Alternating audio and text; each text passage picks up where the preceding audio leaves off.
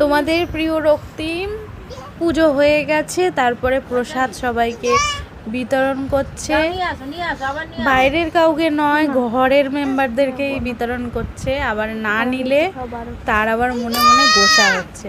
ভাবতে পারছো মানে এখন থেকেই আমাদের রক্তিমের কিরকম মানে রাগ, কিরকম মানে অভিমান। আমি নিইনি বলে ওর মুখটা দেখো কিরকম হয়ে গেছে, মানে আমাদের থেকেও পেকে গেছে বেশি বেশি। তো তোমরাও সবাই নিয়ে নিও, হ্যাঁ, না হলে আবার তোমাদের প্রিয় রক্তিমের আবার রাগ হবে। তার আবার রাগ হওয়া যায় নাকি, তাই না? দেখছো ওর কীর্তি দেখো। আবার দিদার কাছে যাচ্ছে যেন।